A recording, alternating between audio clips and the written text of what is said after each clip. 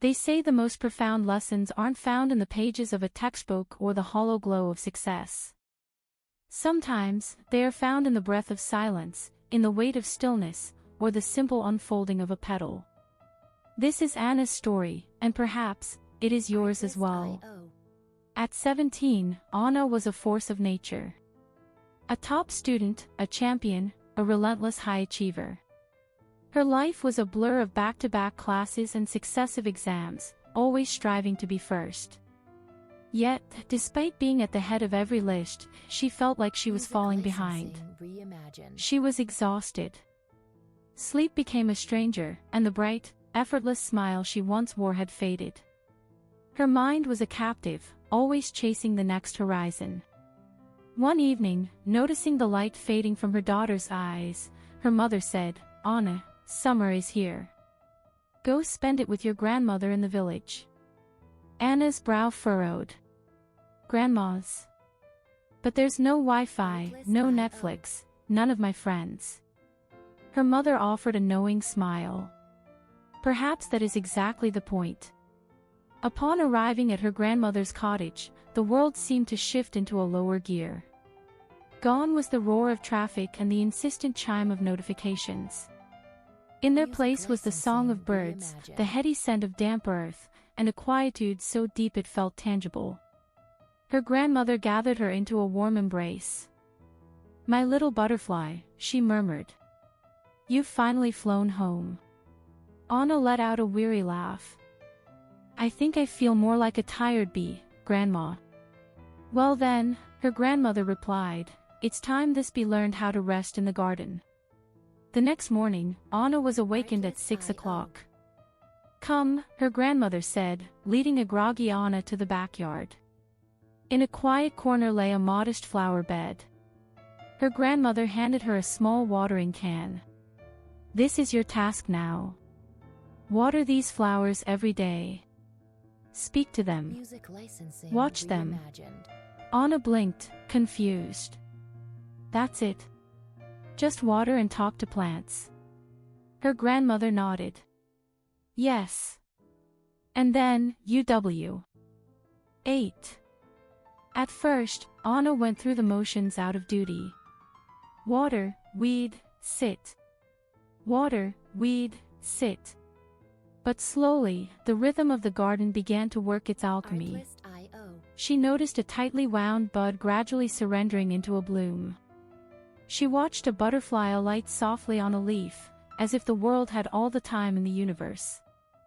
She felt the warmth of the sun on her skin and, for the first time in years, she didn't feel the need to be anywhere else. There were no grades here, no trophies, no applause, only a profound, forgotten sense of peace. One evening, Anna turned to her grandmother. "I don't quite know why, but I feel lighter. Happier." "My sweet child," her grandmother smiled, "that is because you finally stopped running and started living."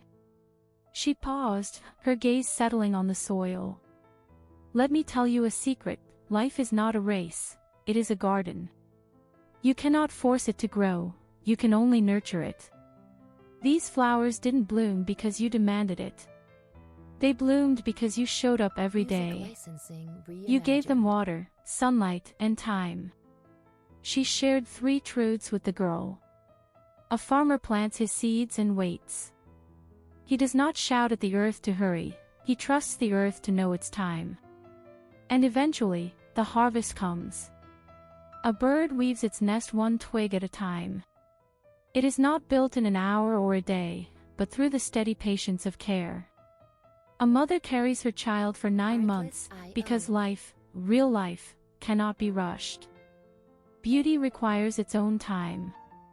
"You, too, are growing," her grandmother said softly. "You are not a machine. Water your mind with kindness. Give your soul some sunshine. Pull out the weeds of fear, anger, and comparison, and trust that your own flower will bloom in its own season." Tears welled in Anna's eyes. "Thank you, Grandma," she whispered. "I think I finally understand." Before Anna left for the city, her grandmother placed a vibrant, blooming flower in her hand. You help this flower grow, she said. And in doing so, you help yourself grow, too. Anna smiled, looking at the gift. The next time I feel lost, I'll remember the garden I carry inside me.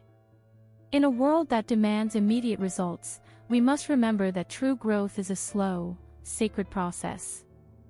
We are taught to move fast, to win early, to finish first. But not everything is meant to happen at lightning speed. The most beautiful things grow quietly, with love and time. You do not need to bloom overnight. You only need to show up, care for yourself, and keep going. Like the flowers, we all have our own season. Do not measure your journey against another's, nurture it instead. Peace is not found in speed, but in presence. If you are tired, stop running. Step into your own garden. Water your heart. Sit in the silence.